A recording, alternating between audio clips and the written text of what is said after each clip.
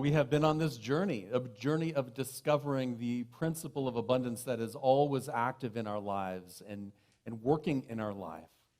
We began with becoming one with life and knowing that our oneness with that eternal energy of, I forget what the other talks were. Let's see, it was being grateful, gratefully aware and available. Do you remember that? Being gratefully aware of our own inner consciousness and the rise in our consciousness and be available for that presence, for that energy to flow through us. And then to have grateful focus and flow, making sure that we attune our thoughts and our minds to that right purpose. And then last week, Rusty talked about being passionate and bringing that passion forward to create your goals, to create your dreams, to live that life of abundance every day. So how's it going for you so far? Good, yes. We have some claps. About 20% of the audience, that's good. How about the rest of you? Have you run into some rocky roads? Have you run into some steep inclines along this journey, along this path? That's good. That's good. Did you know that's good? Well, now you know it's good. It's because when you hit that rocky road, when you hit that edge, you're hitting the edge of your comfort zone. You're hitting the edge of where it's easy for you. And it starts to get a little more difficult. And that's exactly where you want to be. Because it's through that challenge, through those rocky roads, that we grow and that we change. To live that life of abundance, to live a life worth living, we need to expand our view of the world, and we need to change a little bit. And sometimes that can be a little bit difficult. Have you experienced along that path when you have this goal and you're chugging along, and then all of a sudden, that roadblock comes up? Have you experienced that rocky terrain when it starts to become really difficult? And it's at times like that when inertia kicks in, right? When gravity kicks in and says, well, I did one step today. That's enough for today. I'm going to go do something else. Have you ever experienced that? Have you ever experienced the times when you say, okay, I know this is my next step, but before I do that, I've got to do the laundry. Before I do that, I've got to fix my bathroom sink, which I haven't fixed yet, by the way. Before I do that, I have to. We distract ourselves with other things when it starts getting a little hard, when it starts getting very hard. There may be times in our lives when that road, that path looks like a mountain of rocks and treachery and difficultness. And at times it may be too hard. And there may be times when we need to take a step back and to breathe. And it's at times like that you really need to dig deep and become courageously blessed. Courageously blessed. It's that idea that it does take some courage to move through some of these obstacles in our lives. And the interesting thing about courage is we often look at it from the perspective of, I need something to give me courage. I love listening to music, so there's some songs that, different songs will pick me up in different ways. Some will get me really energized and excited about life. Some will, take me right to that place of peaceful bliss. Maybe there's some movies or shows that you watch that will give you inspiration. Maybe there's a minister you hear, or a friend that you talk to that says words of wisdom, or you get on your Instagram and find, a saying for the day that picks you up and moves you a little bit closer to the way, a little bit further down the path.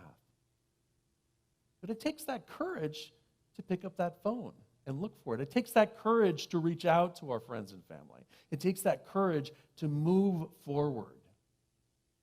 Now, courage doesn't mean that the fear and the challenge goes away. Right? This isn't metaphysical malpractice that says, okay, well, I'm just going to imagine it being peaceful shores all the way there, and all of a sudden this happens. Well, it just isn't working. That work, that's your work when you run into that. It's like, okay, here's my mountain that I need to climb. Here's the path that I need to go through to strengthen myself, to really draw forth more of that wisdom, more of that which I'm here to create. And there are times when it's going to be a little bit difficult. You know, in the book, in the book, The Art of Abundance, the author Dennis Jones, which is the book we're following this month, he says, inherent in every human being is the desire to expand their horizons, to know and express greater freedom. But most people ignore, deny, or in some other way, repress that impulse because it starts to get hard. We want to grow, we want to expand, we want to achieve all of that passion that we talked about last week, right? We want to go in that direction, but we start to repress that desire because we're running up against the edge of our comfort zone. The good news is that's all it is. It's just a comfort zone. And you can push forward. You can continue to move forward. And in that moving forward, we grow and we expand and we move forward towards that goal. What they fail to realize is that the universe is calling them to a higher ground, to see and then actualize the life of their dreams. To see and then actualize the life of their dreams. I mentioned we were on vacation. Excuse me. I mentioned we were on vacation this last week. The family, my kids and my wife and I went to Hawaii. We went to the Big Island.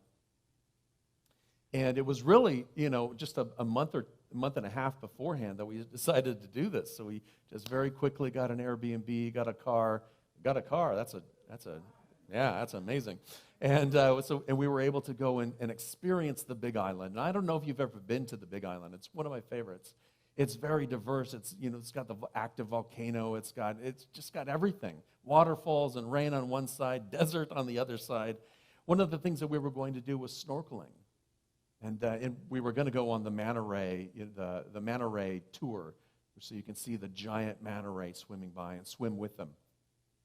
But before that, I wanted to make sure that everybody remembered how to snorkel. And so we got some snorkel gear. We went down to, it's called Two-Step, down on the southern tip of the leeward side of the island, in case you're wondering. And just a nice, easy place to go snorkeling. A lot of beautiful coral, a lot of beautiful fish. Saw some stingrays down there. It was fabulous. But to get in the water, you've got to walk across volcanic rock. To get out into the place where you can swim freely, you've got to go through, literally, like this much water between you and the coral below you. It was not an easy journey to get out there. It was pretty hard. And I'd been there once before. I got, gosh, I don't remember snorkeling being this hard before. But, I finally got out there and crawled my way out into the area. Getting back out was another story that I'm not going to go into. That was much more difficult and painful. But we'll talk about that later. The terrain on the Big Island is really pretty rugged. It's beautiful, but when you get off of the pavement, you've got sharp volcanic rock pretty much everywhere. Getting out into the sea, into the area to snorkel was difficult. Was a challenge to do. And then we finally got out there, or I got out there, my son got out there, and this was his first time snorkeling, and he's just like, oh, this is great. Okay, come on back to shore. Just off to sea he went. So sometimes you're going to come across these rocks that are sharp. Sometimes you're going to come across these attitudes in your life, these attitudes from other people that tell you you can't do that. That passion that you have, that dream that you have, sometimes it's going to look like, well, that's a great dream, but how am I going to make a living out of it? That's a wonderful dream, but what am I going to do about my kids' what's it called? Education. Whatever. I'm retired and living on a fixed income. How am I going to do it? Right? There's all these different things that run through our head that bring us back, that inertia, that bring us back to status quo. It brings us back to our own perceived equilibrium, where our comfort zone is. Even if we don't like it, it's where we're comfortable. Not all of us want to really push out through the rocks to get to that place where we are free, where we experience freedom, where we see new things, new fish we've never seen before, new experience of life. The one thing that I have discovered as the key to this is what Unity calls the power of faith. The power of faith. It's more than, a set of beliefs. In Unity, it's a power that's within you. It's an ability within you to see and to shape substance and to bring forth that passion that you have, to bring forth that motivation to manifest your dreams and your goals. And the power of faith is what is our creative process, our creative power that creates always. And so it's a question of, are we creating from that consciousness of abundance, of knowing that we're one with the universe, of knowing that the universe is always there pulling us up, lifting us up to a higher consciousness, a higher awareness of that divinity within us, that spark, that higher self within us? Are we creating from that, or are we creating from the lack and limitation? Are we creating from the victim mentality? Are we creating from the I'm not enough? Now, what gets in our way are all kinds of fears. And you can label them, as however you like. It may become difficult in life. There may be some struggle that I need to go through. I may need to learn something in order to achieve my goal. I may need to go back to school. I maybe need to go back and study more, or work harder, or do more heavy lifting, whatever that is for you. But it's that idea that being able to move forward in that moment. And the biggest hurdle that we have is fear. But it's not the fear of failure. It's not the fear of success. Those aren't the biggest fears, although we talk about it and think of them that way. The biggest fear is criticism. The biggest fear is being wrong. The biggest fear is not doing it right and failing in someone else's eyes. Now, we succeed and we fail all the time. Yes, anybody fail this week? Anybody go out to try something and it didn't work out? And you're all still alive, right? We're all still breathing, right? It didn't work out, and it could be something small. But when we add something like, this is my passion, then there's a lot of weight to it. And if I fail one little step, I'm done for. The criticism from some people about whether you're doing the right job or not.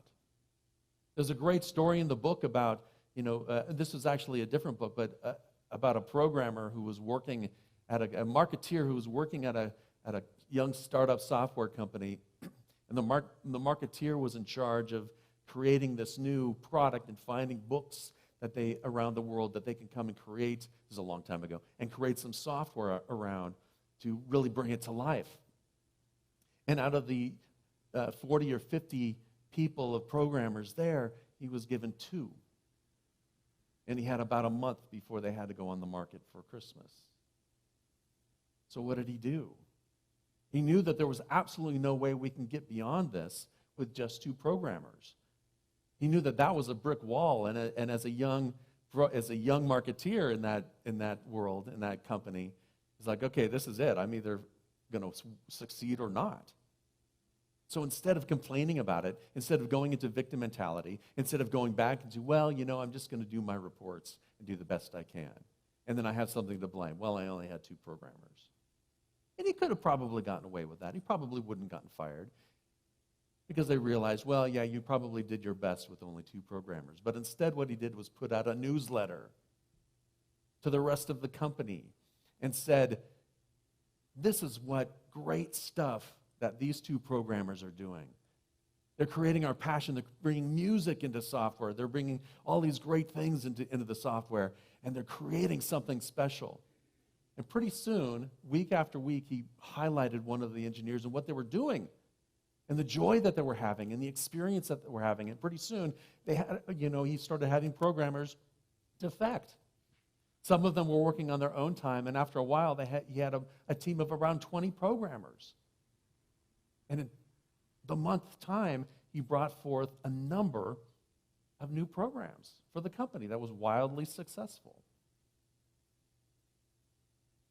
The young marketeer was a man named Seth Godin, who wrote the book, This is Marketing, Tribes, lots of different books.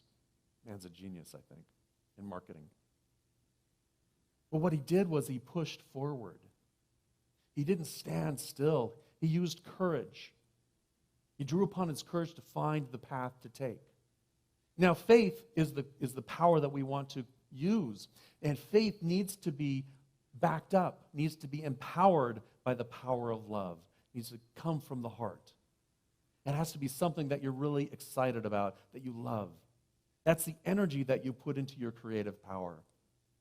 And faith needs to be guided by wisdom, by the mind, open to divine inspiration, and open to other ways to do it. For example, in my snorkeling trip there, afterwards, it's like, oh, I remember why I enjoyed it so much last time. We took a boat. Hey, honey, next time let's just take a boat. So through that struggle, right, we were reminded of our wisdom. The wisdom comes through. Yeah, we can go to two-step. When I had that experience, yes, I struggled through the rocks, and I'd rather just take a boat next time. I think the kids would rather that too. So we use our heart and our mind. We use our love and our wisdom to guide our faith, our creative power. And one of the most courageous things that you can do is to move in that direction when you come across that mountain of volcanic rock in your path. One of the most courageous things that you can do is to know that you are in the right place at the right time right now, because it's hard. And this is the opportunity for growth, for spiritual growth, for personal growth.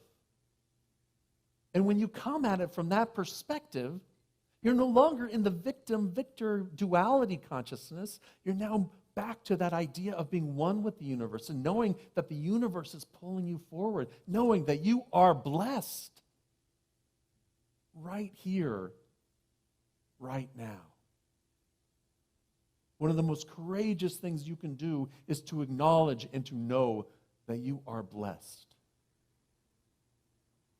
You are blessed in this very moment by the gift of life, by the gift of breath, by the memory of loved ones, by the passion that you have, fueling you to move forward.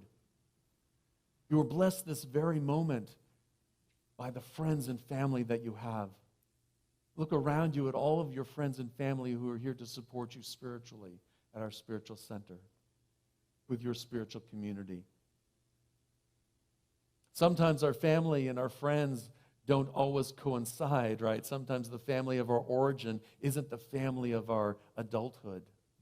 So look at the people that you call family in your life. Sometimes that family, that support system, are our pets. We left 2 cats at home with our neighbor, watching them. And of course, we expected the videos, make sure they're okay. They were fine. They were happy. They were happy we got home. Somehow they survived without us. I don't know how.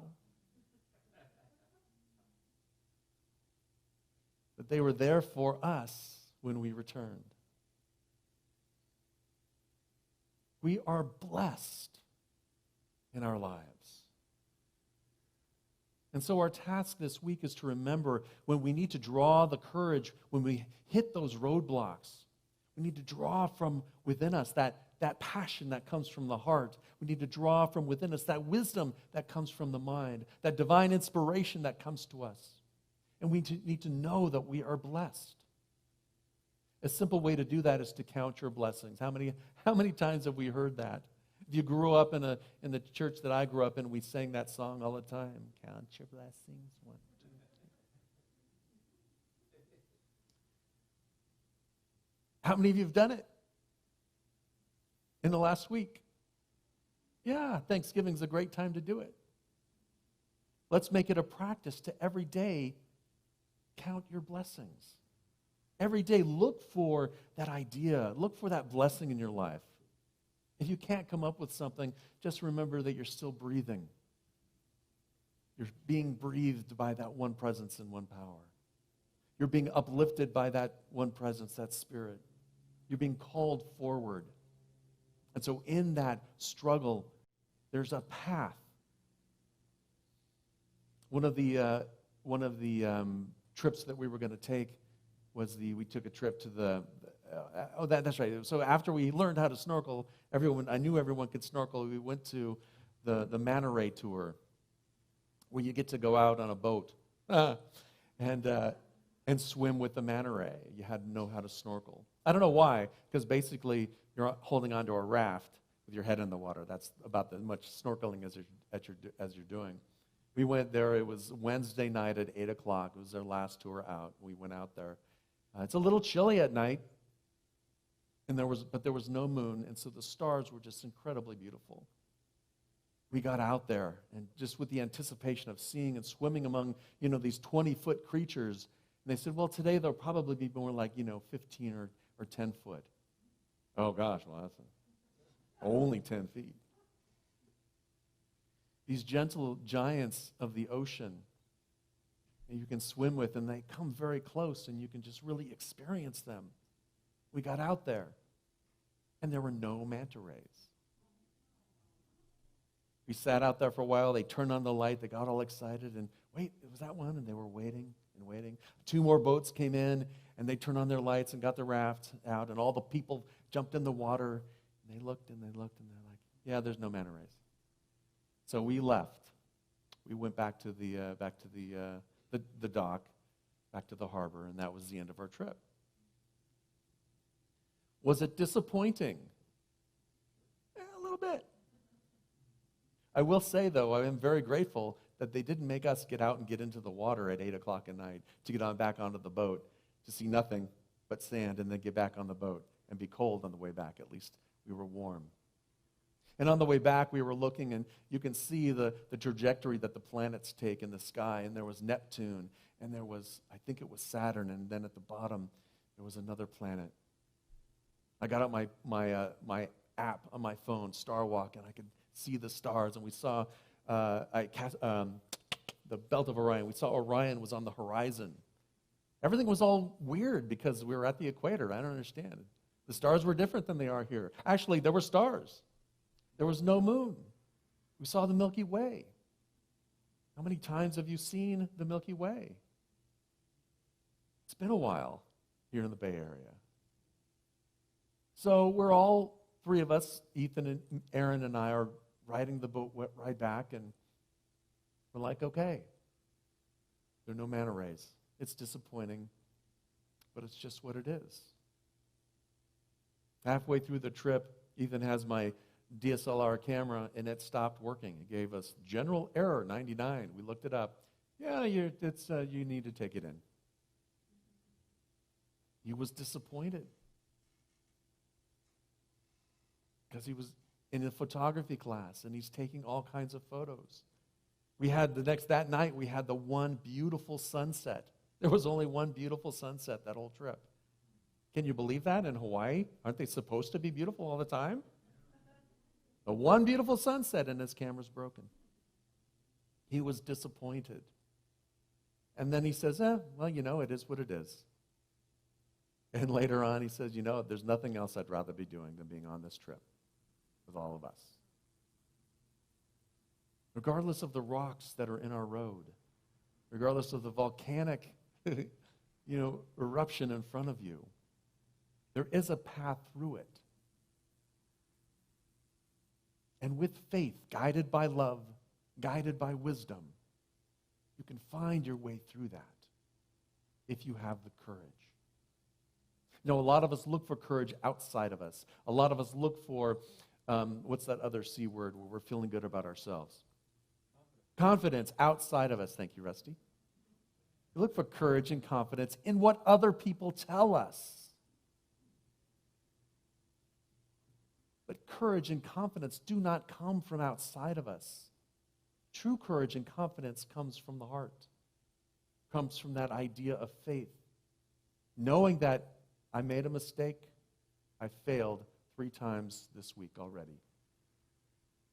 And I will keep going. Because I have confidence in that divine presence. I have confidence in the universe, knowing that I'm always uplifted, even when it doesn't seem like it. When we have confidence that comes from within, it doesn't matter what the critics say around us. As Brene Brown would say, it doesn't matter what the people in the cheap seats say. Right? Because that confidence is coming from within you. And even in the face of the challenges and the confusion and the upsetness, grounding ourselves with love and wisdom and that creative, constructive energy to find our way through it, called faith. We will achieve that vision, or we'll find a better way to do it. We'll take the boat next time instead of crawling out on the rocks, on the coral. Let's move to our affirmation.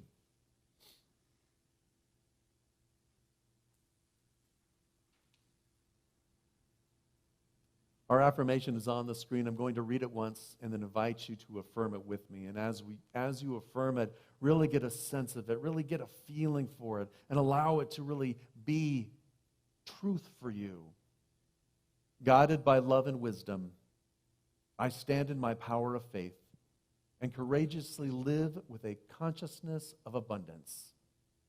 I am blessed, and I am a blessing to the world. Would you affirm that with me together? Guided by love and wisdom, I stand in my power of faith and courageously live with a consciousness of abundance. I am blessed, and I am a blessing to the world. Dennis Jones says, because you are one with a universe that is expanding by its very nature, when you bless something, you are instructing the universe to enlarge upon it. The practice of a lifetime is to make blessing your life a daily routine, a daily ritual, knowing that in doing so, you are accessing and directing the principle of abundance in a very productive manner. You are a blessing. You are blessed. And so this week, count your blessings and then share your blessings with others.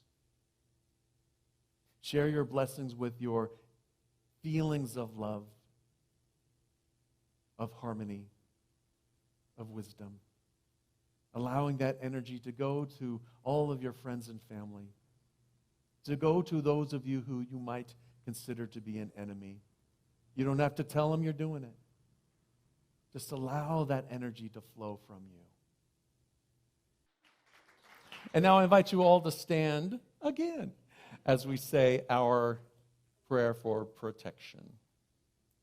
There it is. Together, the light of God surrounds us. The love of God enfolds us. The power of God protects us.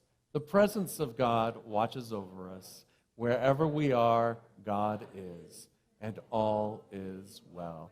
Love and blessings, everyone. Have a wonderful week. Happy Thanksgiving. Merry Christmas. Namaste.